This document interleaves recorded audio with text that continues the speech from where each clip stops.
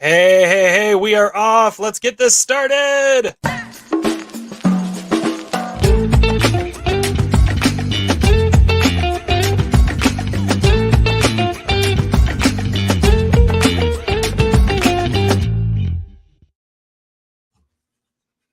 I love that intro, and we never get enough time to use it, so I'm glad we were able to. Welcome, everybody, to the Almost Sideways podcast. We're so glad to be joining you. It's a little different than normal. It's just the two of us. I'm Terry. He's Todd. Say hi, Todd. What's up? Yeah, it's just the two of us today. Our other two compatriots couldn't make it, so we decided to do something a little different. We considered just, skipping. We've got a big episode next week, which we're going to talk about in a second. But there's no way we could not do something on Barbenheimer weekend, right, Todd? Yeah, it ended up being at the box office one of the biggest weekends I can remember. Like two absolutely monster showings, and this has been hyped up for how long now? Like a year, and we knew Oppenheimer was getting released on this weekend for now. I feel like almost 2 years, and this has been one week I've been looking forward to forever. Yeah, we had to get on and talk about that. Are we talking about this? We had to talk about this. We're talking about this. We're talking about this. Oh, I miss Alan Arkin. But we are without Adam. Yay! I mean, maybe not cheering quite that much. We are also without Zach. Oh boy, we might need to cut this out. We could cut out the entire episode, but we can't. Zach has been sending us text updates. He's at the Academy Museum in Los Angeles today, which is not fair. I will say Zach this: in the I would wild. probably rather be there than here right now. But hashtag Zach in the wild. If you see him, let us know. Also, we are live on YouTube for this episode, so if you've got any questions for us, Adam and Zach did one of these a couple months ago when Todd and I couldn't be there. If you got any questions for us throughout, just throw them at us. We're gonna be talking.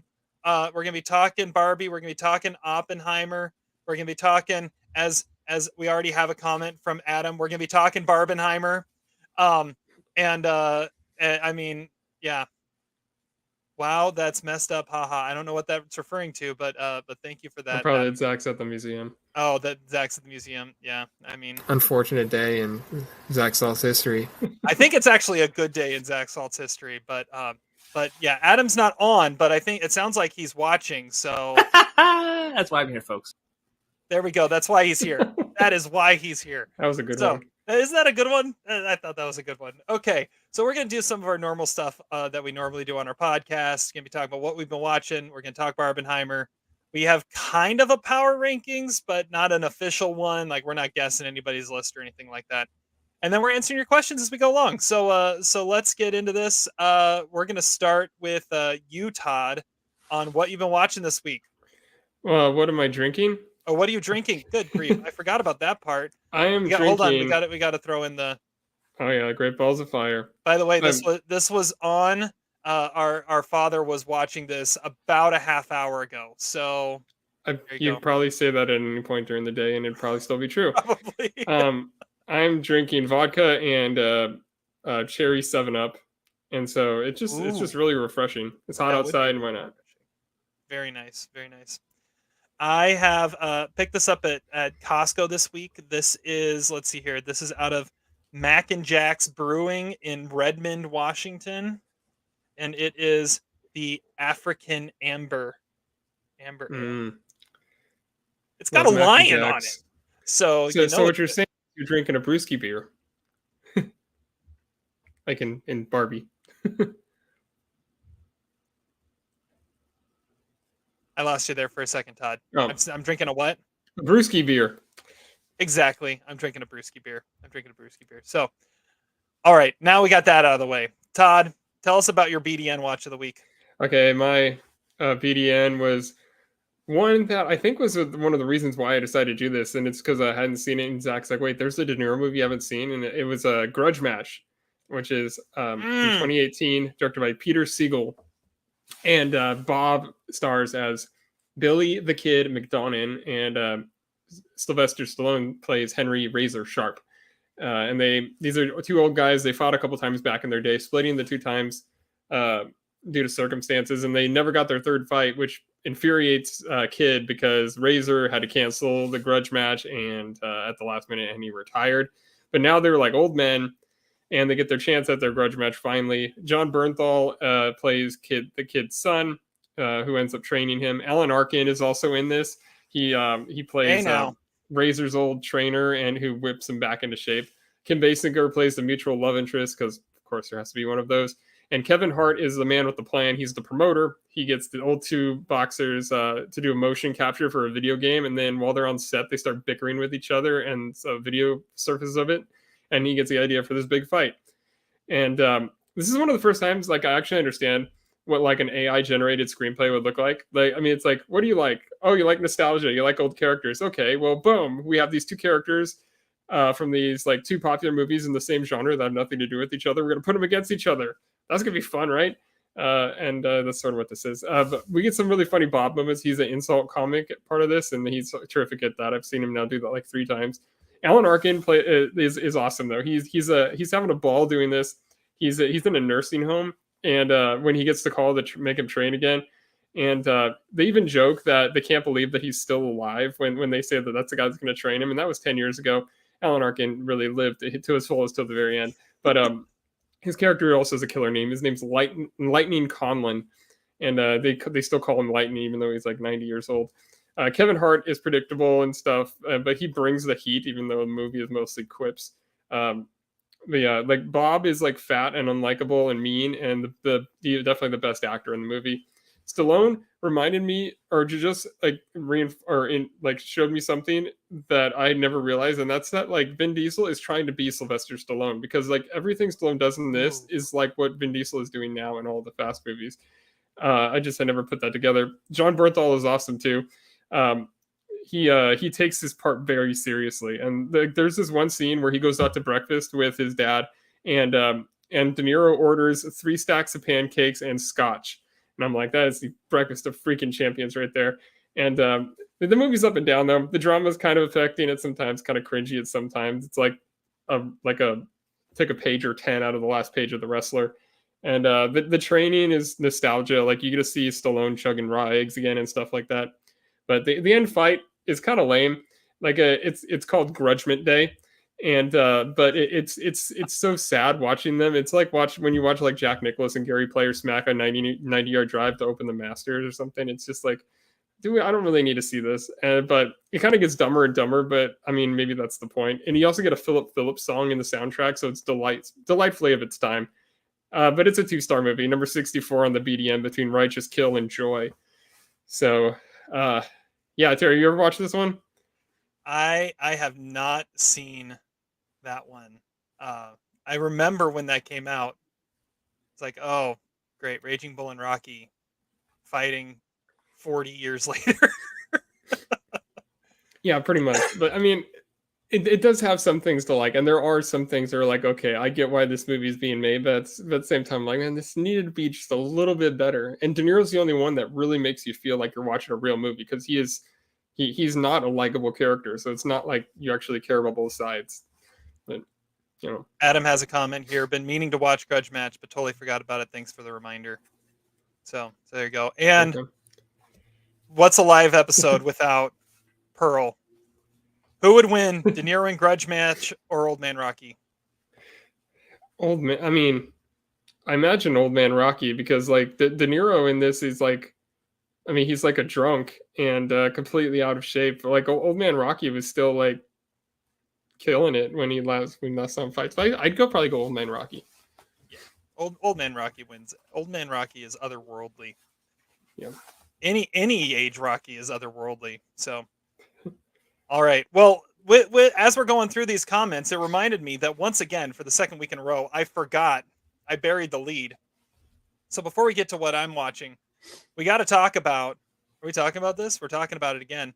That next week is our big week where we are going to go back. We are going to talk about the year 2008, and we're going to go through and we're going to give out our awards and our nominations for the 2008 movies. So our 2008 Almost Sideways Movie Awards will be live on YouTube next Sunday at 3 p.m. Pacific time. So you can check us out there. You can see who we think should have been nominated for Best Picture, Actor, Actress, all that fun stuff. The biggest douchebag of the year, most punchable face, most underrated movie. Help me out, Todd. Highest war performance, Um, and of course, the most Nicolas Cage performance. yeah, that's what I was just about to say. Yeah, Yeah, But it's all, gonna be a all our lot of normal fun. stuff. Yeah, we had so much fun doing it with this year that we decided to go back to the first year of almostsideways.com and pump those out for that as well. Okay, that's out of the way. Now it's my turn to talk about what I watched. My Oscar watch for this week, I would have you guess, but there's no way you're getting it. It goes back 20 years to 2003. It was a Best Foreign Film nominee out of the Netherlands, and it is called Twin Sisters. Huh. It's have you heard of this one, Todd? No. No. Okay. So it's directed. It's out of the Netherlands, directed by Ben Sombogart, and it's based off a best-selling European novel, and it tells a story of twin sisters. Go figure. Their names are Lotte and Anna, and they're played by several actors, but for the most part, they're played by Thekla Ruijten and Nadia Ul. Nadia Ul is a dead ringer for Rooney Mara, by the way, and it was freaking me out as I was watching this. So they're twin sisters. They're growing up in Germany in the 1920s, and at the age of 6, their father dies, which leaves them orphaned. And a fight begins over who is going to raise them: the well-to-do Dutch friends or the poor farmers that happen to be family.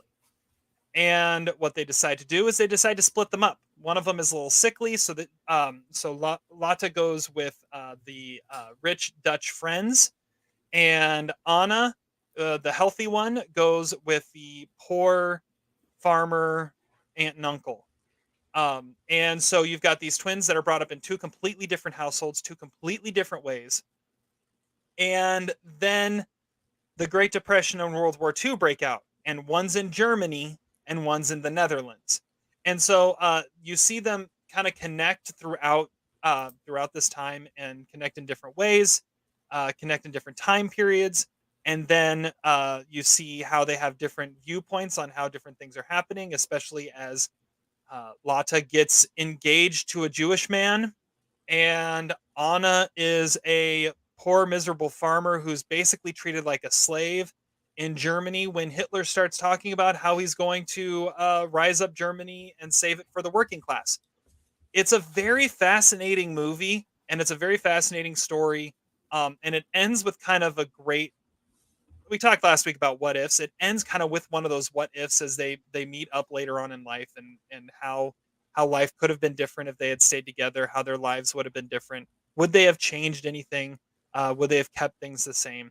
It's a really fascinating movie. I'm giving it 3.5 stars. It's totally worth a watch if you've never heard of it, like Todd. It's worth a watch. It's on Canopy. Oh wait, no, this one isn't. I had to get this one from the library. Never mind. So yeah, Twin Sisters. It's another interesting thing. It was nominated for the 2003 Oscars for foreign film, but it didn't get an American release until 2005. So this is one that got held back quite a bit. But yeah, Twin Sisters. It's worth checking out. Cool. Yeah, it sounds good. And if you start looking up stills from this movie, you'll see Nadia. Yeah, I saw one Rooney that Mara. she looked like Rooney Mara in Carol. Yeah, seriously, it totally does. It totally does. It's kind of creepy. Okay, so that's what we've been watching. All right, now what you all really came for. It's time to get to our featured reviews, and it's Barbenheimer time. Like Todd said at the beginning, this is one of the biggest box office weekends of. I mean, it's since that I can remember. It's kind of nuts, and it's great that we have these two movies that I honestly don't think could be any more polar opposite. That really celebrated the fact that they were in theaters at the same time. I saw some videos where they were like asking asking different people, "Are you going to go see the other one?" And I think Ryan Gosling that said, "I'm gonna watch Barbie first, and then go see Oppenheimer, and then like go see Barbie again as like a chaser." It's like that. That's like the perfect way to think of it. But we're gonna be talking about this, and of course, we got to start with the box office champ. We're starting with Barbie, and this movie, highly anticipated movie. Honestly, going into it, I wasn't quite sure what all the hype was going to be about, but this is one that was very big, very well hyped. And let's talk about this. I'm starting this one out as we talk about Barbie. So Barbie, again, it is written by Greta Gerwig and Noah Baumbach. It is directed by Greta Gerwig, who I think I saw set the record for the highest opening box office by a female directed film at $155 million this weekend. Anyways, so this tells a story of Barbie and Barbie Land, and there are many, many Barbies, but the main Barbie is stereotypical Barbie, played by Margot Robbie, and her Ken, played by Ryan Gosling. You have other Barbies played by Issa Rae and Kate McKinnon, Alexandra Shipp, Emma Mackey, all sorts of different people that pop up and play other different Barbies. Dua Lipa is a Barbie.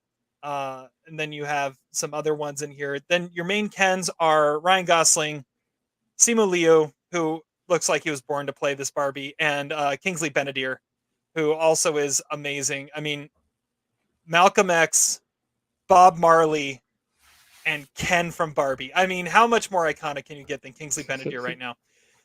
Anyways, so they're living out their life in Barbie Land, where Barbie runs everything because it's Barbie Land, and Barbie is president, and Barbie is lawyer, and Barbie is Supreme Court justice, and Barbie rules everything. And what does Ken do? Ken is there to be with Barbie, and unless Ken gets noticed by Barbie, Ken has a bad day. And this is the dilemma we find Ryan Gosling in. Ryan Gosling's whole existence is, can he get Barbie to look his way and for him to be her Ken of the day? Well, eventually, stereotypical Barbie has a little bit of a crisis where she starts thinking about death. She falls off her roof. She doesn't quite know what's going on. And she goes and visits Weird Barbie, who is Kate McKinnon, who obviously, if you're going to have a weird Barbie, it's going to be Kate McKinnon, and says, you got to go to the real world, find who's playing with you, find who's sad, and try and make her happy. Well, she gets to the real world and realizes that the influence and just inspiration that Barbie was meant to be isn't really what happened in the real world, and it's the exact opposite of Barbie Land. Men rule everything, and women are just are sit on the back burner and hope that they can get noticed by their men. And this really throws her off. However, Ken, who comes along, really falls in love with this, and this is where the movie really takes an interesting turn. This is where we also run into America Ferrera, who plays a mother who's struggling with some stuff, and we meet Will Ferrell, who's a CEO of Mattel. This movie, as I was watching it, I kept on thinking it reminded me a little bit of the Lego Movie, in that it's this branded property, but also fully understands and is able to represent its brand perfectly, and gets like so many little details right of what it means to have Barbie as your main character. But then the movie does something I think is completely genius, and it is able to then come across as with this very strong, inspirational, feminine power movement and message, and it comes across great, and you fully accept it because everything around it is completely ridiculous. I mean, you have beach dance-offs to win the affection of Barbie. You have just absolute just ridiculousness in this movie, and it makes everything that much more acceptable when it gets serious. And it does get serious, and it has a really good message to it. Honestly, I haven't been able to stop thinking about this movie. Like I said, I wasn't quite sure what all the hype was going to be, and everyone's like, "Oh, it's the greatest script I've ever read." And like, it's Barbie. How can it be the greatest script you ever read? And then you watch it, and you see that this movie is really quite brilliant in how it's able to be fun and a popcorn movie, but also make you really think and really feel for these characters. All the characters, not just the Barbies that are hoping that they have some say, or the Kens that feel like they need a little bit of the real world in their Barbie land, in their what was it, Dojo Casa house. Um, this is The one of Mojo Dojo. Mojo Dojo Casa house. Thank you. Uh, yeah, this is one of the best movies of the year. It's a 4-star movie. I loved this movie, and if you remember, you go back a little ways. I did also give 4 stars to the Lego Movie, but I think this is better than the Lego Movie. It has a better message. It understands itself better. It actually is real, not just Legos. So there are people who give real performances, and Margot Robbie is brilliant. Ryan Gosling is ridiculous and insane. 4 stars. I don't know what else I can say. That this movie just it was amazing. Well, I mean, I think it kind of has the same message as the Lego Movie. It's all just like capitalism sucks, pretty much. Like, I mean, that's both the movies, and they both have Will Ferrell. It's very true. It's very true. Well, we got a comment here from Claire Dundee. It says, took the family to see Barbie this weekend. Had a lot of fun with the humor. It is a very funny movie. It really is. It really is. And Adam says that the 4 of us should have a beach off. I can beach you off right now. That was ridiculous. All right, Todd, what do you think? I like the movie too. I mean, this movie is so weird. Like, I didn't know that it was going to have like a half dozen song and dance numbers, but I mean, I get it. Which I guess were brilliant. From the previews, I thought it looked like a really lame, like another version of Enchanted, and the scenes in the real world kind of were in that vein. But luckily, we didn't linger too much on those, and I kind of like Enchanted. But I mean, this would not have been the way to go with that. But the set design and the vibe and creativity of Barbie Land is what makes the movie what it is. I just don't know why they didn't call it a Barbie World or something like the song. That would have been funny. But yeah, maybe it was trademarked. Yeah, maybe.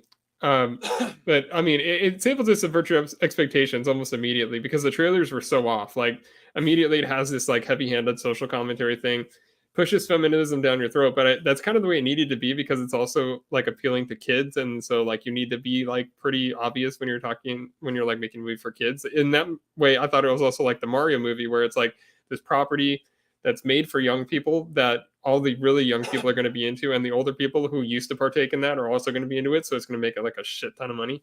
And so that's what happened here too. And obviously the Leica movie is the same kind of thing. But I think the movie's filled with like annoying characters, but that's sort of the way it's designed, and it works. Like, it's really consistently funny, but it is kind of occasionally cringeworthy at the same time. Like, there's some really obvious lines that I'm just like, I don't know. And why do you even say it like that? It's like it didn't work for me all the time. But for the most part, the writing is pretty good. It's kind of a miracle success of a movie. Like, I had no idea this was going to be torching the box office for $150 million, but because of the way it was marketed, but people love toys, people love nostalgia, and apparently people just love this movie because it wouldn't have made that much if people weren't going to see it again and like giving word of mouth to other people. And Margot Robbie is the flawless choice for Barbie. Ryan Gosling would be the greatest Ken you could think of, except that he's so old. He looks so old in this, and he's also, I could see him breaking character. Like, when he's like yelling at somebody, he's like also laughing at the same time because of the absurdity of what he's saying. I could see it's almost like one of those moments in SNL where you're just like, man, like, I mean, I know that that's not part of the character. Oh, but he was always the worst in SNL too. He always broke character. It just seems like a role that was written for Zac Efron. Like, I mean, he would have slayed that role. I don't know why he wasn't in this movie somewhere. I like the Will Ferrell and Rhea Perlman as like the humans, and also America Ferrera, who I didn't know was going to be like the third lead in the movie. Like, she rocked it, man. I didn't know that she was. I mean, I remember her slightly from the trailer, but it didn't look like she was going to have any real part. It was just going to be like her, like she was like a secretary or something. And my guy Michael Cera, like, I don't know, he's Alan, this discontinued toy, and I mean, I thought in some way he was gonna have like this save the day redemption arc, but he doesn't. He's just kind of this pathetic little toy, and I mean, he's funny. I was just like, man, Michael Cera, this is what you're doing now. The movie's wild, and Greta Gerwig can do no wrong. She's a great director. I'm giving it. I'm at like 3 stars, it's like a high 3 stars, but I could definitely see myself going back to watch this again because I mean, it's just a blast to watch. Yeah, I saw this on Thursday afternoon. I like caught the very first showtime I could possibly catch of it on Thursday. And yeah, there are parts of this I just haven't been able to shake, and how like I said, I just found it so clever in how they were able to wrap all this together and make it statement while making you laugh at the same time. I mean, that's really hard to do. It's really hard to have a message movie be this fun and this popcorny, and they pulled it off brilliantly. Yeah, I mean, I just don't if you're actually bringing, like, a child to this movie, like, I don't know how much they would actually like it. Like, there's a lot of times when I'm just like, "Okay, nothing's really happening right now. This is actually a really serious thing. They're just in, like, a really bizarre looking dollhouse." So, I don't know if that's enough to keep the attention of, like, a child, It's not a but kids movie in any it way. is PG-13. But, I mean, but I don't think that I mean, I was in the theater and there were some kids in there too. So, it's not I mean, it's one of those things that you would think would be appealing to children. Yeah, and I mean it is like yeah, it's a Barbie movie, but it's really for all those that grew up with Barbie and are now adults. That's really who this movie is designed for. It's not designed for the kids. But again, it might be one of those where there's enough in there that the kids can grab onto. But yeah, it's not really a kids movie, but I can see how a lot of people are taking it as that. All right. Well, yeah, if you're one of the few out there who hasn't seen Barbie yet, go see it. It's totally worth it. It's fun, and like I said, it's gonna make you think. It's got a great message to it, and it is just absolutely ridiculous. The dance off between Ryan Gosling and Simu Liu. I mean, I was in a full theater, and everyone just busted up laughing when that started, and it was uh brilliant. It was brilliant. It Yeah. truly was. All right. Well, that's Barbie. 4 stars from me. 3 stars from Todd. I have a feeling it'll bump up to 3.5. I think so. I think it will. Do you think that I mean, how many song nominations do you think this gets? Like I mean, I think the "I'm Just Ken" song is pretty That much like the Manor Muppet of this year. Like totally. That's what I was thinking too. so I mean, I could see that getting in, and maybe like the song, like the Lizzo song about Pink or whatever, the opening number. Yeah, I don't know as much about that one because that one is just kind of it's more of a soundtracky song where like it she's describing what's actually happening in the scene too. I'm just Yeah. Ken. Yeah, you're right. If it gets in, it's the Manor Muppet song. It, yeah. But I don't know if this is actually a major Oscar contender. I know like it'll probably get like a costume nomination and a set direction nomination and songs. I'm not convinced necessarily that it's gonna get into screenplay or picture, but who knows? Like I mean if Ryan Gosling's nominated for this, it would be even weirder than Ki Hugh Kwan, which I thought was the weirdest nomination in that category I've seen in a long time. So, but Gosling, it's bizarre, but I mean it works. It works. It works. I would say I think Margot Robbie might be even more worthy of a nomination than Ryan Gosling. Can you think of a higher war performance than Margot Robbie as Barbie? Like when they even like reference in the middle of the movie that Margot Robbie is the perfect Barbie. Yeah. Well, I mean, well, yeah, they're like, yeah, the to the production company, this wasn't this is not the scene that Margot Robbie should be doing as Barbie or something or Yeah, whatever yeah, Helen Mirren says. yeah. Adam says, if I'm Just Ken doesn't get the nom, we riot. Well, I don't know about that. I mean, it's not like we're an Everything Everywhere All at Once fan or something. All right. Exactly. Yeah, exactly. So, Barbie, 4 stars from me, 3 stars from Todd. It's in theaters. Check it out. Or check out Oppenheimer. So, Oppenheimer, let's get this up here. There we go. Is it the best Mm. Nolan movie? Well, we're going to talk about that in a little bit. Christopher Nolan's latest effort comes out of the gate, a 3-hour epic character study, makes $80 million at the box office. I mean, how does that happen? We're going to talk R-rated. about it. R-rated. very, very R-rated. It's not very 3 hour. R-rated. They're Not- just like one scene, pretty much. Yeah, well, yeah, a couple scenes. Anyways, all right, Todd, tell us about Oppenheimer and what you thought. All right. Well, it's about J. Robert Oppenheimer, which they're like, what does the J stand for? And they're like, it stands for nothing or whatever. I looked it up, and his first name is actually Julius, which Julius.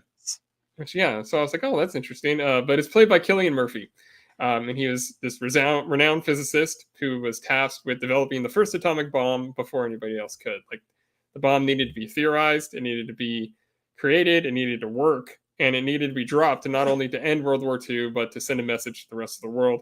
And it follows Oppenheimer in a non-linear storyline, of course, because it's a Nolan movie. And Of course. yeah, so much of the movie is hinging on this like passing little scene of where Oppenheimer picks up Albert Einstein's hat, which is Einstein's played by Tom Conti, and that's another just like a total Nolan thing that would be like the biggest deal in this movie. But the military guy who oversees the operation is played by Matt Damon. Emily Blunt plays Oppenheimer's wife. Florence Pugh plays his lover, and Robert Downey Jr. plays Louis Strauss, who is basically the brains behind recruiting Oppenheimer to do this. And his storyline is played in black and white at a future date.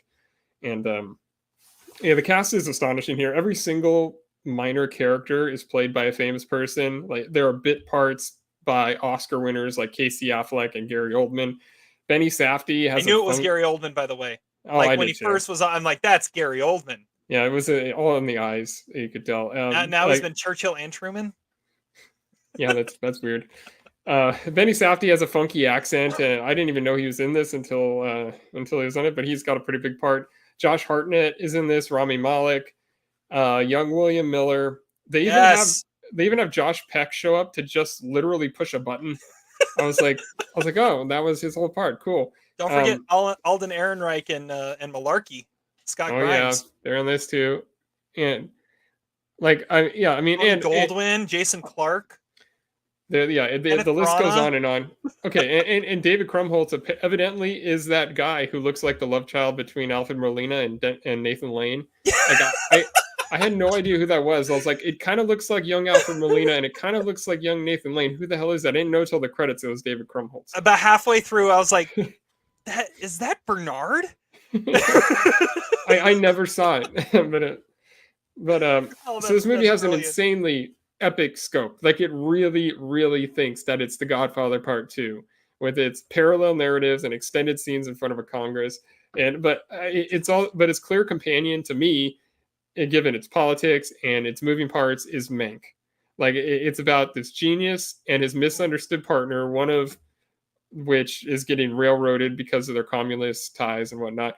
And it's also made by a master filmmaker, and the only difference is that this is also an immersive visual and audio experience, in addition to all the long stretches of just like simply talking behind the scenes. It really takes off after about 40 minutes. It starts a little slow for me. Like, I get that you need to establish inspiration and characters, but it could have done so at a brisker manner because the runtime is long as it is, but the more involving parts later were cut really heavily to the point that there's actually like blatant continuity errors that I noticed, which isn't normally a thing for a Nolan movie, but it just seems so rushed in the last like hour and a half. The score is like omnipresent. Like, it's a great score, but it's so loud and booming, and you never really get a chance to let some scenes breathe, which I would have liked more, because there are some like more tender moments that don't really get the time to be that. The acting is mostly pretty great though. Like, Cillian Murphy underplays it to the point that he reminded me most of like Daniel Day-Lewis in Lincoln. Like, it's a best actor caliber role, and he just like lives in it. Every ounce of his body is this character, and even though he doesn't do a whole lot emotionally, he's fantastic. Emily Blunt is kind of the weak link in the movie. Like, she's just kind of off. Her emotional range is not all that there, and it's not really believable. Florence Pugh is like alluring, and you wanted to see more of her. I'm just not really sure why they had to play her character like that. Robert Downey Jr. has the Oscar scene, and he kind of looks more like Oppenheimer than Cillian Murphy looks like Oppenheimer. But I have no clue why that character was not played by David Strathairn. It seems like a role that was written for him. But the movie is incredibly intense. It builds suspense without really basically any action, and it kind of is a misleading trailer in that way. The actual testing of the bomb is sort of anticlimactic for me because I get that you want to make it different and stuff, but that was the moment where Nolan probably should have just shown what he can do. But like, getting the full immersion of the sounds and visuals would have been cooler. But it works this way just because it's more of a character study than it is a thriller anyway. And the final act works way better than it should too, because like the movie is so meticulous and impressive that it's hard to take issue with anything, even though there are some like corny writing areas and some pacing issues. It doesn't matter because like this thing is put together so perfectly by Nolan, and the final scenes are haunting. It isn't the best Nolan movie, and it's not his most entertaining movie, but it is his attempt to be both at the same time, which I think is pretty commendable. I'm giving it's a 3.5 star movie. It is certainly one of the achievements of the year that I've appreciated most. Yeah, I went and saw this in IMAX. I drove an hour to go see this in IMAX. Oh, by the way, just some of the names you forgot to mention that are in this cast: Matthew Modine, Polka Dot Man himself, David Dastmalchian, who seems to be in everything. He's that guy. Yeah. Dane DeHaan. Name that. I mean, I could have sat there all day and read the list. Yeah. Let's see here. Zach is gonna love this movie because Olivia Thirlby is in it. James Remar. Yeah. One of the things I actually appreciated about this movie is that so many of the side characters are played by recognizable faces. Because even with them played by recognizable faces, they're hard to tell apart because there's so many of them.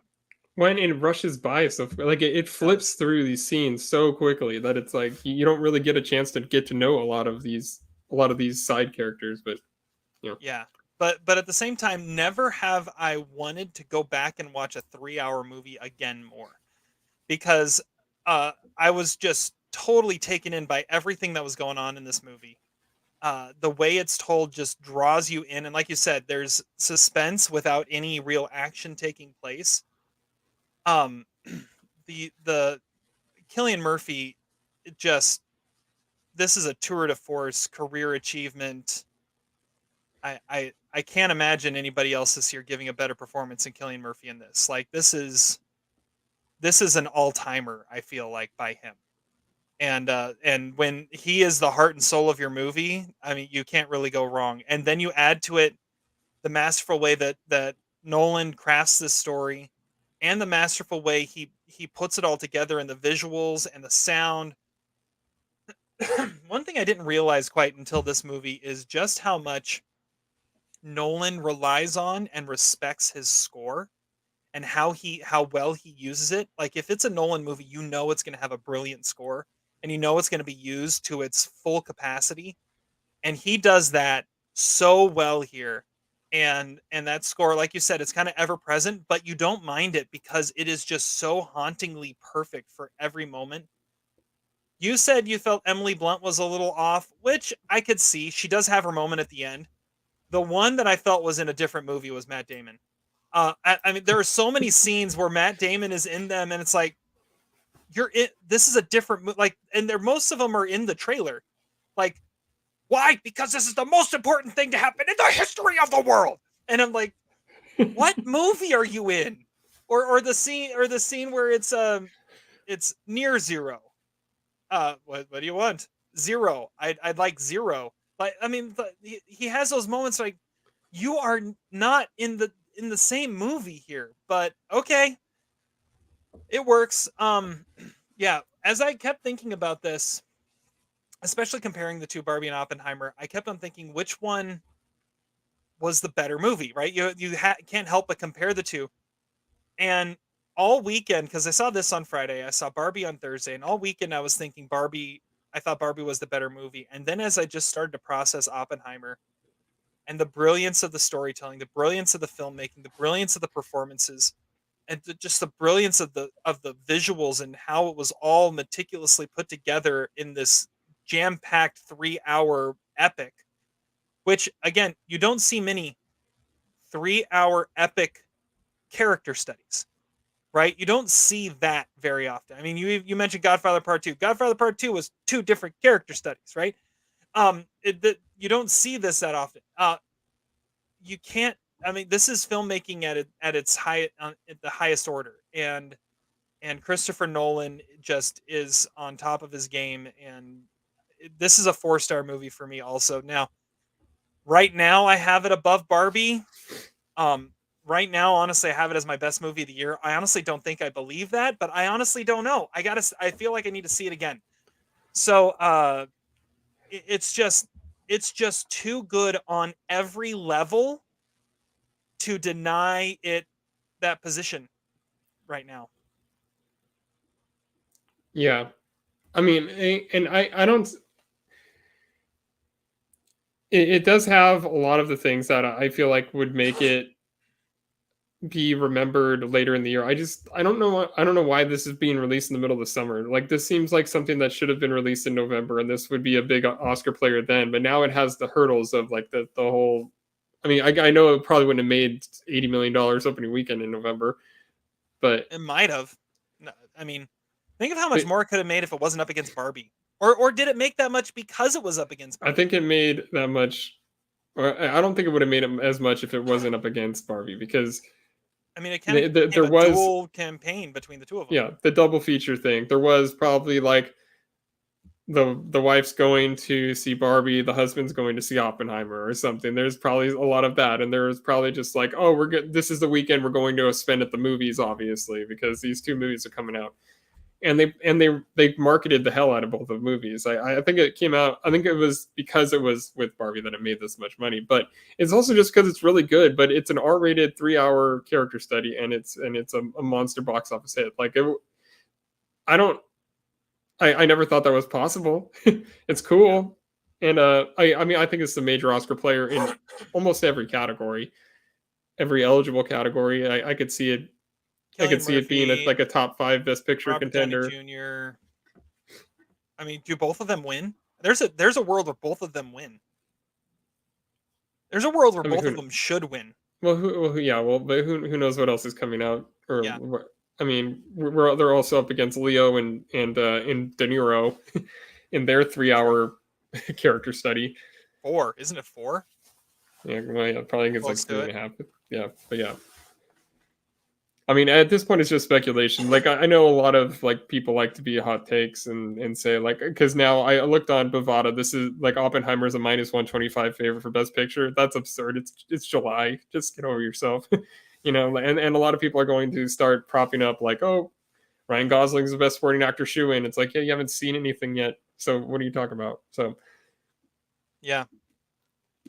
but we'll see. Robert Downey Jr. does seem like a best supporting actor nominee though. He has at the least scene. a nominee. He has the scene. It's been 15 years since his last nomination. That is true. That is true. And that was 16 years removed from his first. So he's due for another one. Yeah. I just love that we got, like, this weekend was like you said, for the last year, this weekend was so hyped up. The whole Barbenheimer, Barbie and Oppenheimer, they're gonna both hit the theaters same time. Which one are you gonna see? You're gonna see both of them, and they turn out to both be this good and be this successful. It's amazing. I mean, take notes, Hollywood. Well, no, finish the strikes, then take notes.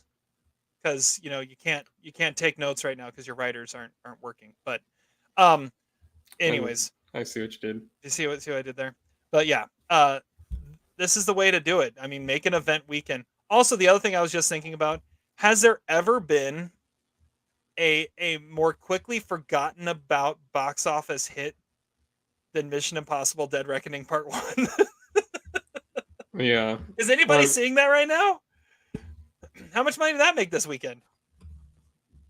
It had a huge drop off. I mean, I think it finished below Sound of Freedom. True. Well, Yeah, it made under 20 million. All the popcorn watchers went to Barbenheimer. When Sound of Freedom was in its fourth week, and it's still cranking out $20 million weekends. That's crazy. So yeah, the box office had a very healthy healthy weekend.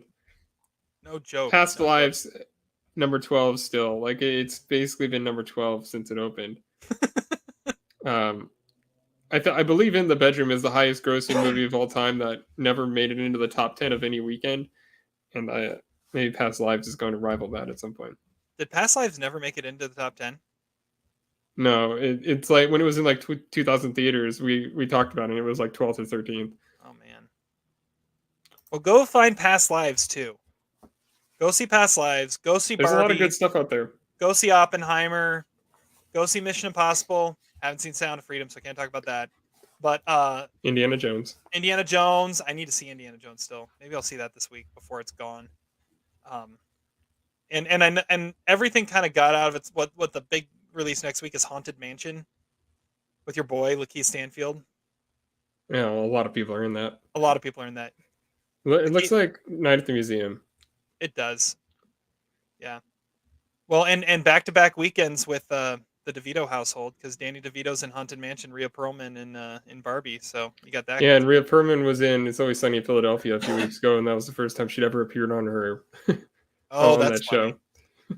That's funny. All right. Well, 4 stars for me on Oppenheimer, 3.5 from Todd. I mean, still looking at it.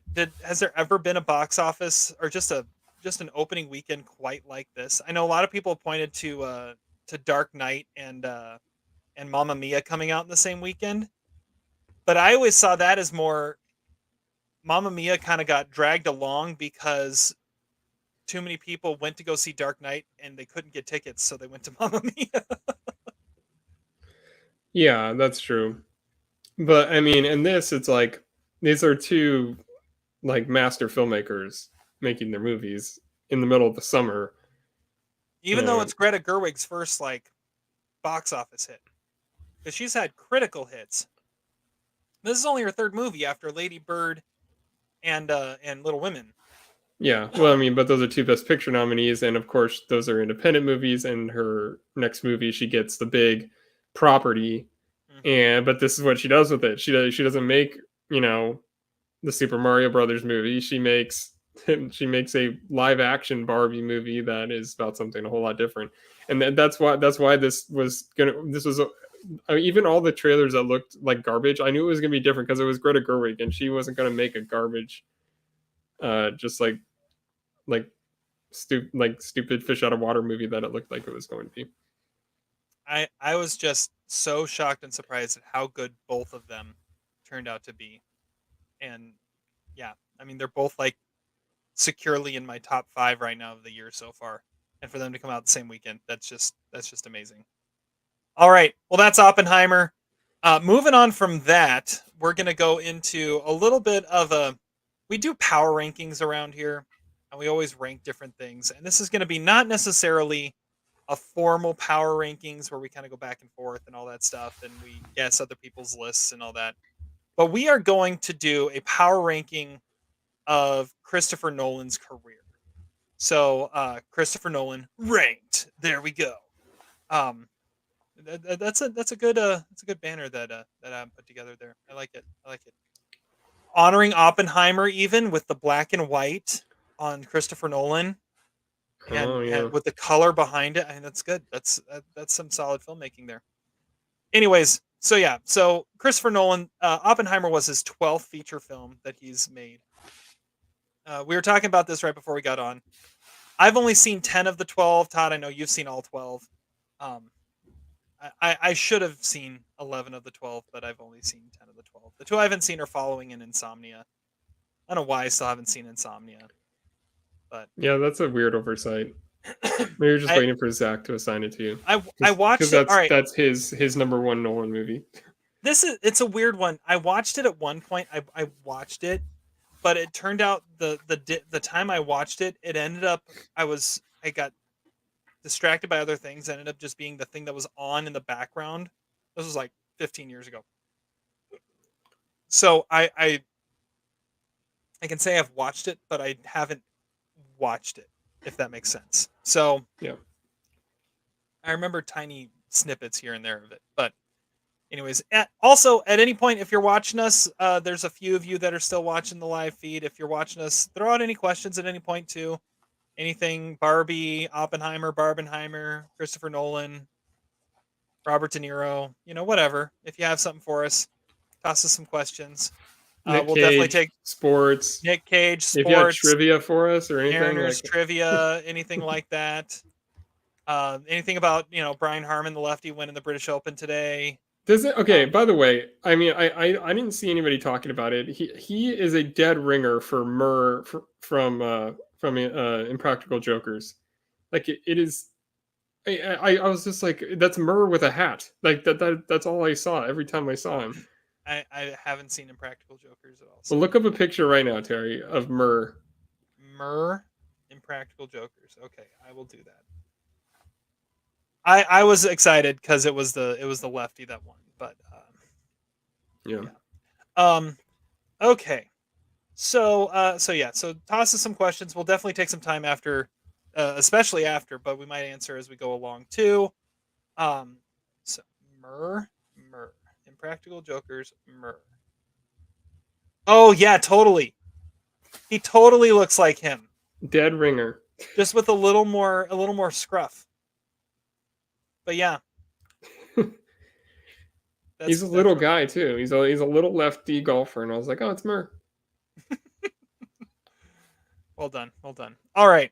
Well, Todd, how do you want to? Do you just want to like go through your full list here, and we'll kind of compare, or? I mean, we could roll up through 6, and then we could just maybe go one by one after that. I don't. Okay. Doesn't matter to me. Yeah. Let's go. Let's go with that. So give me your 12 to 6. Okay. Number 12 is worst Nolan movie is it's Interstellar. Oh. Which I believe is one of his highest ranked ones on IMDb, but I never understood. I saw it one time and I was just I'm not going to say I was lost. I was just sort of disinterested because of how just out there it was. Number 11, I have The Dark Knight Rises, which I actually saw in IMAX, but I remember when the movie ended, I was like, okay, I kind of like that, but then discussions about how many problems there were with it, I just was like, it kept dropping, and now it's just like I don't really want to go back to that movie. Number 10, I have The Prestige, which is another one of his like really popular ones with audiences. I don't get it. Yeah, it's and then that has also the distinction of being the worst, the lesser of two magician movies that came out basically in the same month. By far, go see The Illusionist. Yes, Forget The about Illusionist is much better. Number 9, I have Dunkirk. Whoa. It's a pretty good movie, but it's not something that I really have any desire to watch again. It's an experience to watch one time, but it's really there's a whole lot of like actual story. It's just like things happening and told in a non-linear fashion for no reason. My number 8, I have Insomnia, which is a pretty straightforward like procedural crime drama, but it's really good and there's really good performances and really good acting or actors giving those performances. Number 7, I have Tenet, which is something, again, I've only seen once, but it was in the middle of COVID, and it was the first movie I'd seen in theaters in like 6 months, and so I probably gave it 3 stars. When it maybe didn't deserve that as much, but it still has a special place for me because it was the one big movie that got released around that time. And number 6 is Inception, which is a movie I've seen a few times. I'm never been the biggest fan, but it's something that you definitely can get lost in regardless of how many times you've seen it, just because the movie is so like dense and complex. So yeah, there you go. There's my 12 to 6. All right. I like it. I'm sure we'll have a lot more conversation once we get it all out there. All right. So here's my 10 to 6. Like I said, following and Insomnia I haven't seen. Number 10, The Prestige. It was so dumb. Like I've seen it once. I saw it in theaters. I was so excited, and I left just saying, "This is so dumb." It's like, how did you pull off that magic trick? Oh, Oh, actual magic. Yeah.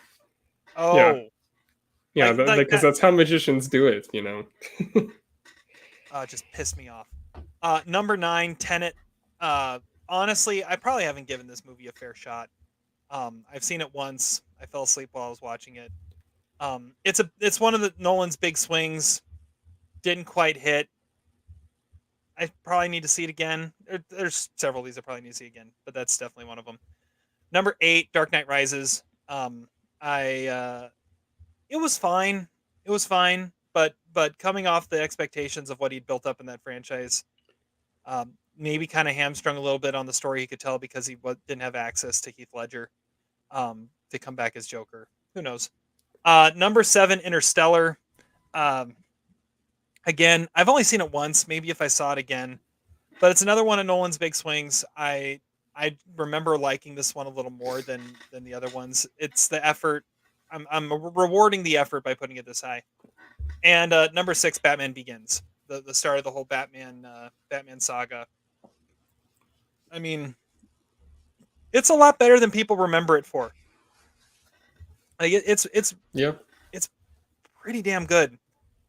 And I might be weird in saying this, but I think Katie Holmes was better than Maggie Gyllenhaal in that role.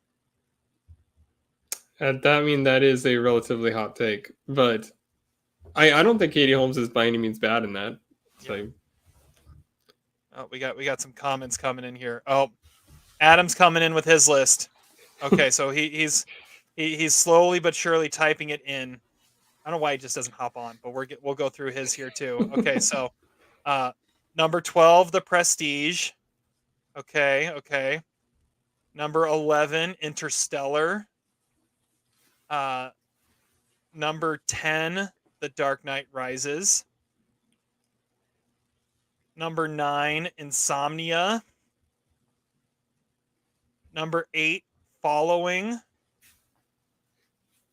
Number 7, Tenet. And number 6, Batman Begins. So there's Adam's list so far. We're not guessing it. That's actually what it is. we're pretty similar so far. Not too off. But yeah. I am a fan of Batman Begins. A big fan. It's just I feel like in making this list there was a definite top 6 and a definite bottom 4.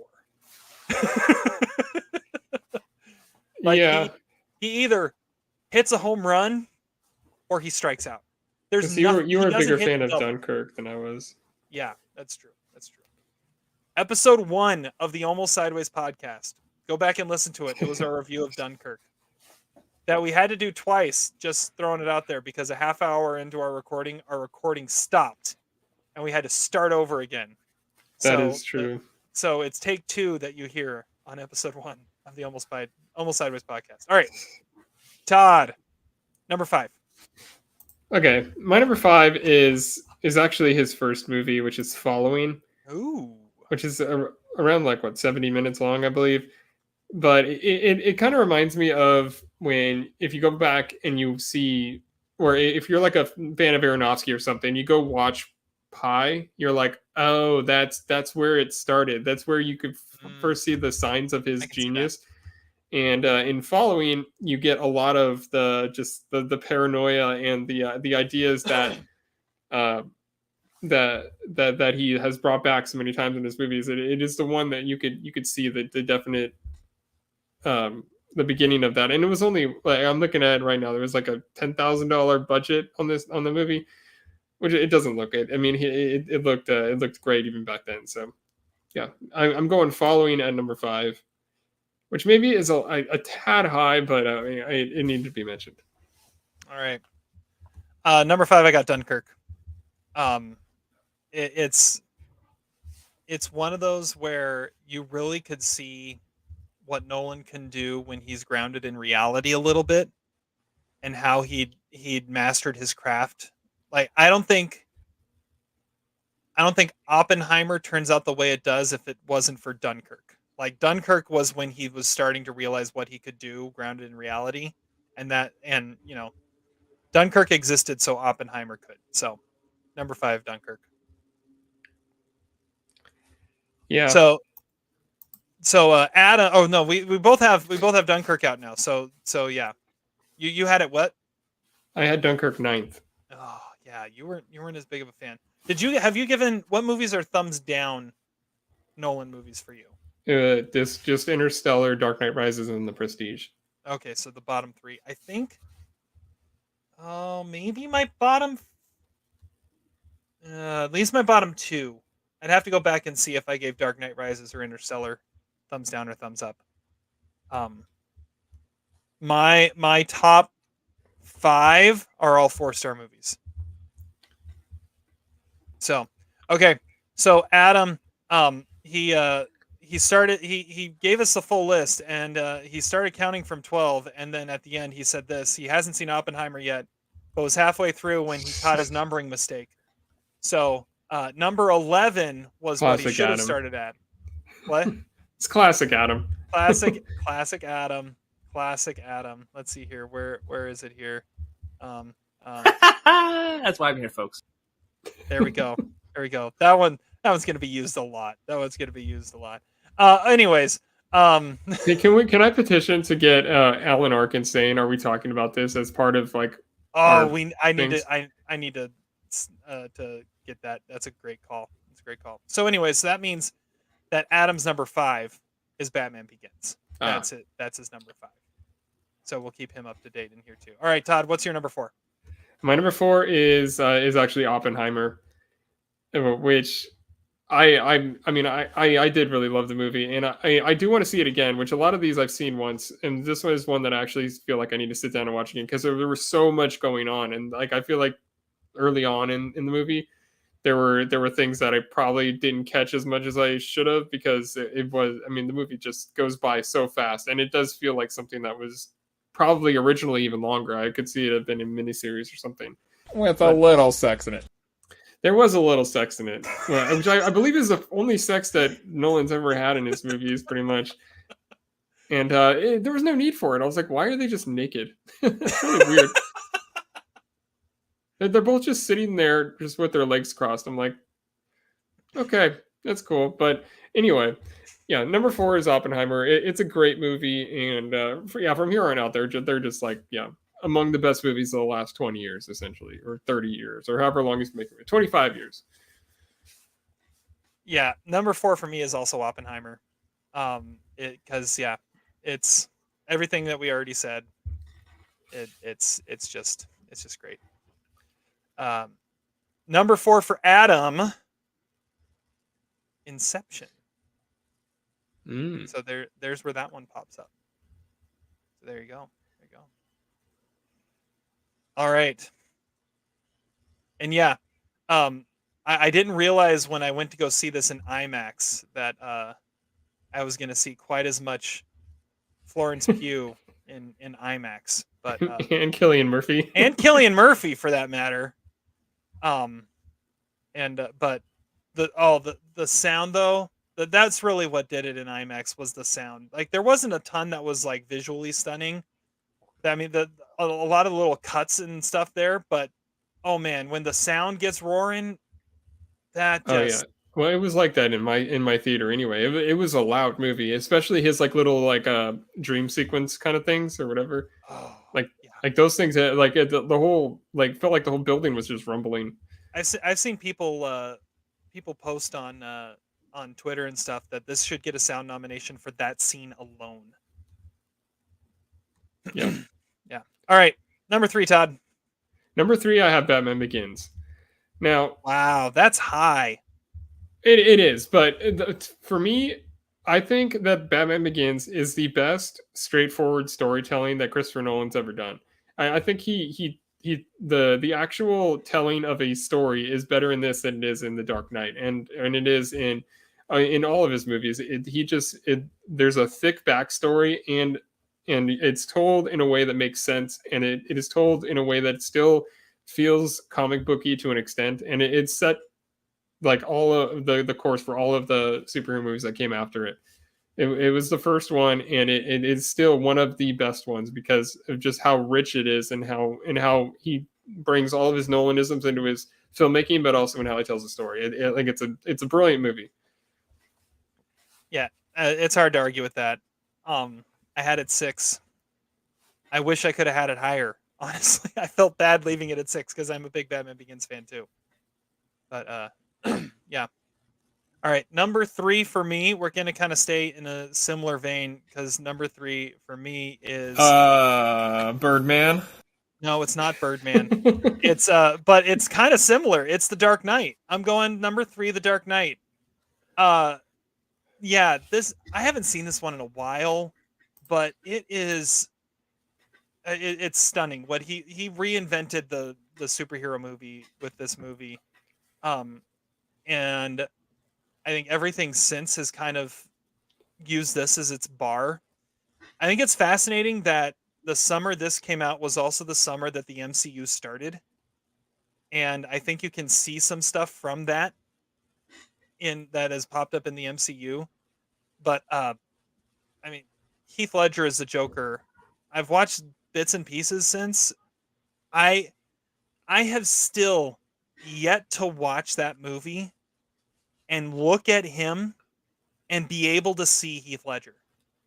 Like I there is nothing about that performance that looks like Heath Ledger, that sounds like Heath Ledger, that in any way embodies that person.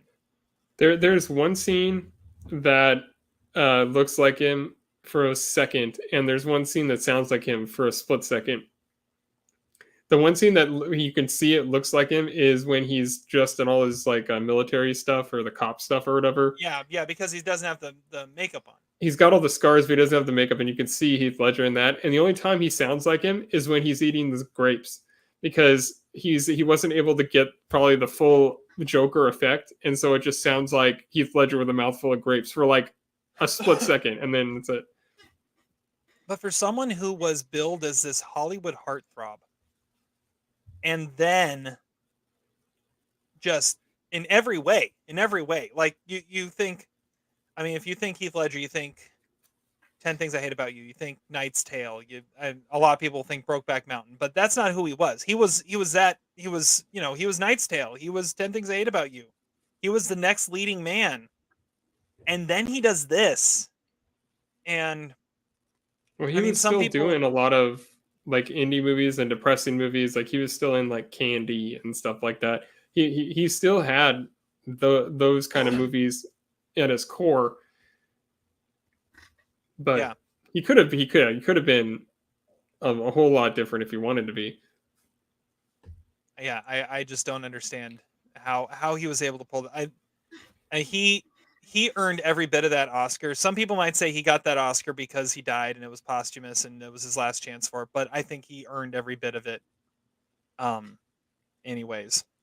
And Adam says that we need to do a Dark Knight deep dive after we're done with our awards. I agree. That's kind of one that we've been saving and waiting for, but it's going to happen for sure. All right. That was number 3. Todd, number 2. Bring me to a happy place. Yeah, Adam's number 3 was what? Dunkirk? Oh, yeah. Adam's number 3. I forgot to throw that out there. Adam's number 3, which actually listed as number 4. Dunkirk. That's where Dunkirk pops up for Adam. All right. Number 2, Todd. Well, yeah, my number 2 is The Dark Knight. Oh, I mean, so we can just keep going. Yeah, everything you were saying, and I think I saw it 4 times in the theater, which is a record for me. It is just a briskly paced 2.5 hour crime drama, and it never quits. It's like it's a fantastic movie, and yeah, it is Nolan with the budget doing exactly the movie that he wanted to make, and I've always loved The Dark Knight. It's great. It's great. It's the pinnacle of superhero movies in a lot of ways. All right. Well, my number 2, I have a feeling we're going to have a similar situation where my number 2 and your number 1 are going to be the same. So we can just keep talking about the same movie because my number 2 is Memento. I don't think I've ever seen anything more creative in how its storytelling works and how it's able to just like structure and get your mind inside of a person that that you would never be able to in any other way by telling this story backwards like that. And I mean, it's when everyone noticed who Christopher Nolan was because it was his second movie. He got screenplay nomination, right? Yeah, because he didn't get a director nomination until Dunkirk. Yeah, he got a screenplay nomination for this. It's probably Guy Pearce's best performance that he got out of him. It is just pure brilliance in every way, and it's a psycho thriller. It's the twist ending, and it's the way it's told and the way it's able to come about. I mean, it's just pure brilliance. Yeah, and and that's my number one. And also, by the way, it's Adam's number 2. So perfect. Yeah, I've seen it a couple of times. It's not something that I necessarily have the urge to watch a lot, just because it is just put together so much. Watch. Yeah, and it's just so different in how it's put together. It's like a funky way to put a movie together, but it couldn't have been linear because of how the ending is and like the implications of that. That's the reason why the movie works, is because of all of these things that you think you're watching and you're not really watching them, and then you have to watch it at least one more time to like, oh, okay, that makes sense. Okay, and I want him to do another movie that's sort of like this, but I don't think he ever is going to, like, because this was such a low budget movie and so stripped back. But he wants to advance the medium, and I get that. But this is where I feel like he was at his best, is when he's actually doing character based stuff like Batman Begins and Memento, and in some senses Oppenheimer, I guess, is that. Yeah, it's kind of this with a budget. Yeah, the one thing about Memento is it's a movie you can only see for the first time once.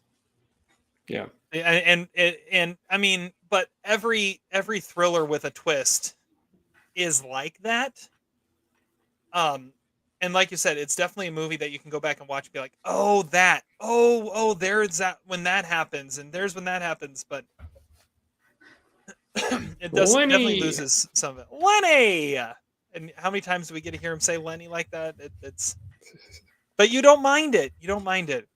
Obviously, Zach would say the best Christopher Nolan movie is the Seinfeld episode that was told in reverse in honor of Memento. Yeah, and Insomnia. That's his one. He always says is his favorite one. Right. It's like, okay, yeah, of course. The one that nobody will ever say is his best movie is the one he says. Yeah. All right. Well, my number one, I mentioned it last week as my number one. What if?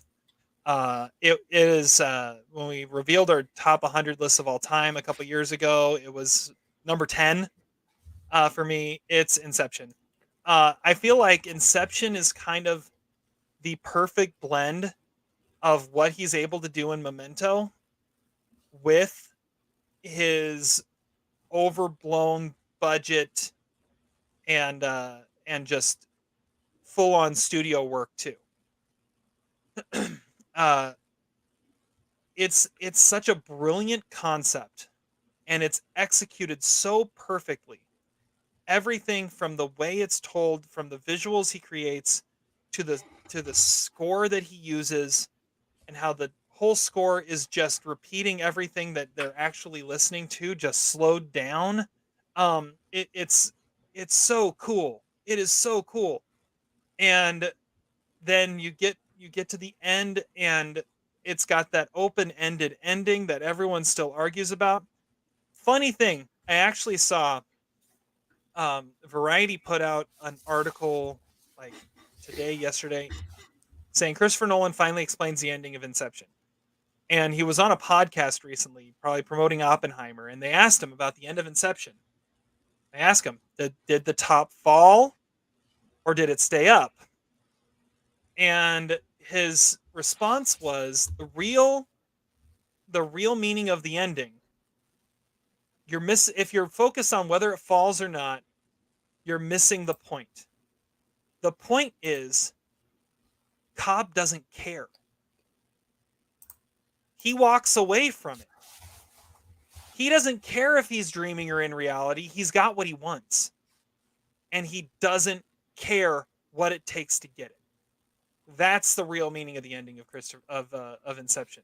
And I thought that was just brilliant. That just adds a whole nother level for me. But yeah, Inception, it's the big swing that worked, and yet it's able to still like be this intense character drama for Leo, and yeah, I remember when we did our top 100s, I went back and rewatched that one because I'm like, this one has a chance of being somewhere up there, and I couldn't believe how blown away I still was by that movie.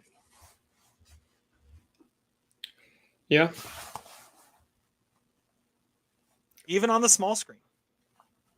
So I did see that one in theaters when it came out. Yeah, I saw that a couple times in theaters, and I liked it, but I wasn't able to see that immediately, so maybe that kind of tarnished my opinion of it initially, because I have seen it a few times. So it's ridiculous that you like it that much, but it's also, but I understand. I think it's ridiculous that some people put like Interstellar or The Prestige as his number one movie of all time. Yeah. Yeah. I mean, all these movies are on the IMDb top 50. Like, I don't know what he did to get every internet fanboy on his side, but if you're someone that loves Interstellar or The Prestige and you're listening, what's wrong with you? No, what? Tell me what the hell is wrong with you? Tell us why, because we just don't get it. Anyways, so to pay it off, if anyone had any doubt, Adam's number one is The Dark Knight, and probably will always be The Dark Knight. Where do you think Adam's gonna put Oppenheimer? Oh, see, that's tough. I feel like he's gonna be slightly lower. I mean, I'm guessing outside his top 5. Yeah, I'm thinking like 6, like right between like Batman Begins and Tenet, maybe. I don't think it gets past 7. And Zach is either going to have it be, it's easily his best movie because it's his like only mature movie or something. He's going to say something like that, or he's going to give it 2.5 stars. And I'm not sure which one it's going to be. Yeah, I don't know. I could see Zach being all over Oppenheimer. Yeah, yeah, but he's either gonna be all over it or he's gonna give it a thumbs down. Might get incestuous. Yeah, exactly. He's gonna be all over Oppenheimer, just like Florence Pugh. Okay. Yeah. All right. Let's wrap this up. Let's go through our lists here. Todd, give us 12 to 1. Number 12, Interstellar. 11, The Dark Knight Rises. 10, The Prestige. 9, Dunkirk. 8, Insomnia. 7, Tenet. 6, Inception. 5, Following. 4 is Oppenheimer. 3, Batman Begins. 2, The Dark Knight. And number 1 is Memento. And for me, I haven't seen Insomnia or Following, so number 10, The Prestige. Number 9, Tenet. Number 8, The Dark Knight Rises. Number 7, Interstellar. Number 6, Batman Begins. Number 5, Dunkirk. Number 4, Oppenheimer. Number 3, The Dark Knight. Number 2, Memento. Number 1, Inception. All right. So,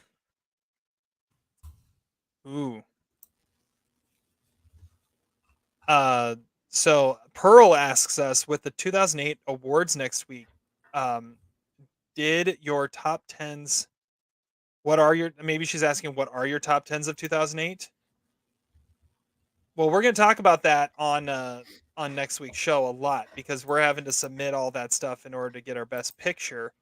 Our top 10s are on our website right now at almostsideways.com. You They're can check them outdated. out there. They might be a little outdated, so that could potentially change a little bit when we get to that. But yeah, check out next week again. Thanks for the plug, Pearl. You're helping us out here. But yeah, next week again, the 2008 Almost Sideways Movie Awards. We're fans of Sideways around here, so we hand out Pinots. That's our award. And so we'll be handing out some Pinots next week.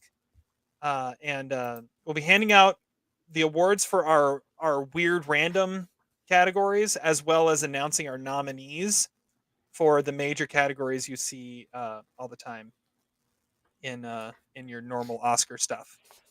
All right, we have a good question here from Claire again. What's a story you would like Gerwig and Nolan to do next? Ooh. Yeah, see, Nolan's interesting because he always does his own thing. Or I guess now it's about half and half. Is like he had his remake with Insomnia. He had his comic book movies. The Prestige was based on previous material, and so was Oppenheimer. So I'm intrigued. I'd be intrigued if Nolan does another true story. I'm not really sure what kind he would do. What could Nolan do with a period piece? I mean, Oppenheimer is that. True, but like I'm talking like really truly go back and tell like a gladiator type story or yeah, something. something like that. That would be interesting. I mean, I'd be up for it. I mean, obviously the answer is Nolan should do Bond, but I don't know that we're ever actually going to see He's that. mentioned that he'd be willing to. Yeah, I mean, I guess in that way, some sort of a grounded in reality action movie. I mean, it's possible. I'm not sure about Gerwig. Like she now has had 3 like very different movies. Yeah, that'd be Like her first movie she co-directed was a mumblecore movie, and then she has her indie comedy drama, then her book adaptation, and now a Barbie movie. I want to see her do a biopic. Like I want to see her do like Amelia Earhart or something like that. Like I could see her doing something like that, and it'd be really cool.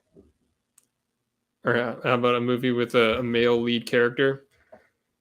Because her movies have all been pretty similar in theme, I guess. Yeah, but I think that's kind of her thing, though, and I feel like she's gonna stay in that theme. Like she's got her stage, and she's gonna make sure that she'll write the movies for Baumbach. There we go. There we go.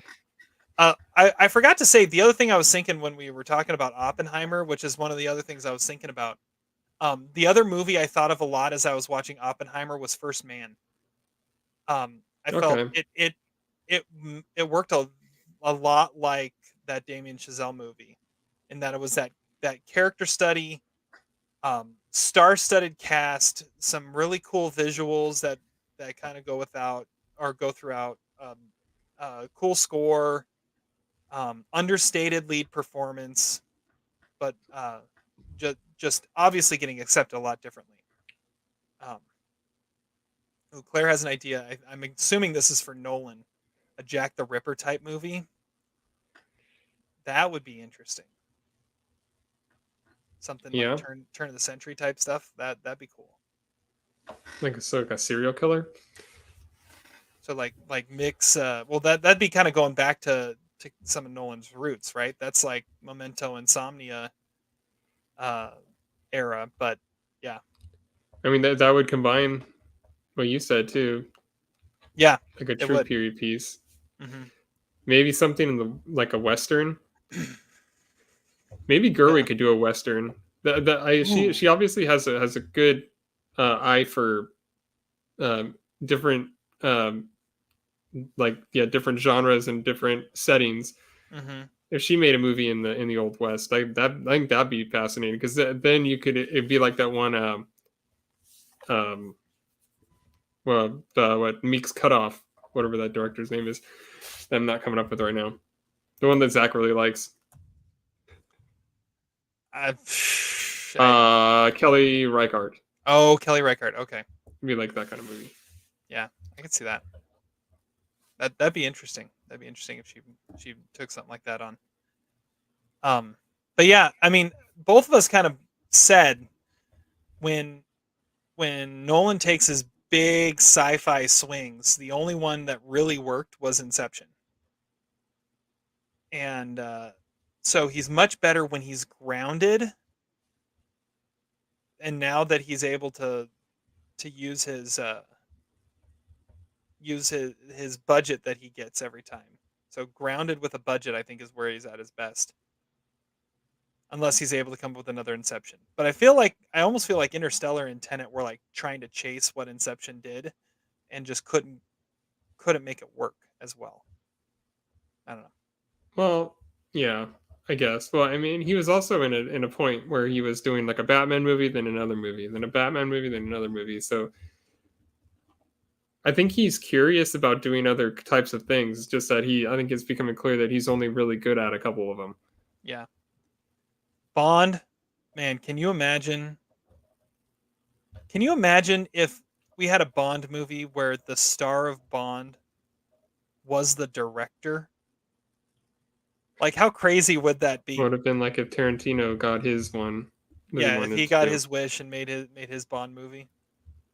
That'd be cool. Well, Nolan would make the main character him, basically. I mean, that's what he does. He with that haircut, the way he did in Inception, and the way he did in Tenet with Pattinson's character. Nolan doesn't age either. Have you noticed that? He looks exactly the same, and it has for like 20 years. All right. I'm not seeing any other questions here. Everyone's kind of abandoned us, so we're just kind of out on our own. Did you have any trivia? I didn't come up with any trivia for today. No, I did not. I'm more in Matt Damon. We did have a Matt Damon movie that we talked about today. So, where he felt like he was in a different movie. Yeah, he pretty much walked out of the menu staircase or something, and then he into Oppenheimer. Is there anyone in movies right now more distracting than Matt Damon? Like, he just like he shows up and you're like, "Oh, Matt Damon?" Like even Stillwater, which we all loved, it took us a second to get over the fact that it was Matt Damon. Like, I feel like he has reached that point where he needs to star in the movie or get the hell out of the movie. No, he's at that level of fame. I think that is a testament to him being like in that DiCaprio range of being like, okay, yeah, you have to completely just disappear if you're not going to be like the movie's not going to be centered around you. That's why he had to be in Air. He had to be the main character because otherwise it would never worked. Yeah. I don't know. He was the one that took me out of the movie a little bit. Everyone else in Oppenheimer worked, but he took me out. He would not have worked as a Ken. There at one point, like if you go back to like Good Will Hunting time, Matt Damon could have been Ken, but not anymore. Not anymore. I'm not even sure back then. Like that's never been his vibe. I mean, I think it would have been more of an Affleck thing. That's true. Can you agree with me though that the best Ken was Simu Liu? Yeah, like he was built to be Ken. Like he is just like right age, right look. Just yeah. One of our Marvel superheroes, and he's he's not even that big of a part as Ken. He's just in it. He looks the part. It's great. I mean, you know who doesn't look the part is John Cena. As the mermaid? As the mermaid Ken, yeah. Yeah. But you know what? You know how we can refer to Barbie. Yeah, that's the movie about the horse. Yeah, that's I true. mean, there are horses in that movie. That was Alright. part of that's the one of my ending. quotes of the day. I had yeah, to be honest, when I found out the patriarchy wasn't about horses, I gave up interest. That was your quote of the day. That was one of them. Was one of them. Was one of them. That's good. Well, let's transition into quote of the day now. So you gave one of them. Go ahead and give your other one. Okay, the other one comes from Grudge Match, and I think it was De Niro that says it. He's like, oh no, I'm not worried. I've had all my shots. You know, Johnny Walker, Jack Daniels, Jose Cuervo, blah blah. You know. That's a good one. That's a good one. My quote of the day. It comes from Oppenheimer, and when I heard it, I knew it had to be my quote of the day. And it is this is my dream of what we can say about this podcast someday. I think Josh Hartnett says it. By the way, really solid Josh Hartnett performance. Like, where has he been? He like actually does he gives admirable work here. Anyways, He's good. At one point he looks at Oppenheimer and he says, I don't know if this is the exact wording, but something like this. You have moved past being just self-important. You are now actually important. And that's my dream about this podcast. We're very self-important. And at some point it'd be nice if we could say that we are actually important. Obviously, I agree. Thank you, Todd. Thank you, Todd, for agreeing. Well, maybe we are important because I was at Taco Bell earlier, and the guy at the drive-thru was like, he's like, "You look familiar. I've seen you on TikTok before," and I'm like, "What? Not TikTok." And then they called him back inside. I was like, "Wait, does he watch? Does he watch our videos?" I never get mistaken for anybody. So, hear that, Adam? Put us on TikTok. Apparently, we're already there. All right. Well, thank you guys so much for listening. Thank you if you have been watching at any point during our random ramblings as we talk about Barbenheimer, we talk about Christopher Nolan, we talk about whatever else pops into our heads. Don't forget next week to check us out live on YouTube and then posted later on our podcast as we go through our 2008 Almost Sideways Movie Awards. We'll be revealing our nominees for the major categories, then debating and handing out some Pinots for all of our crazy BS categories. It's so much fun. It's going to be great. It's going to be different because I think we mentioned last week, I don't remember a lot of the movies that we watched back then 15 years ago, but we're going to be talking about them. So it'll be good. It'll be good stuff for sure. Well, Todd, any last words? no. Come back next week. Come back next week. It'll be great. All four of us will be here, and we're gonna have a whole lot of fun. So yeah, watch us join the conversation on YouTube while we broadcast live next week. Check us out on the podcast. This will be out soon on the podcast feed. And yeah, until then, have fun watching movies. Catch you on the flip side.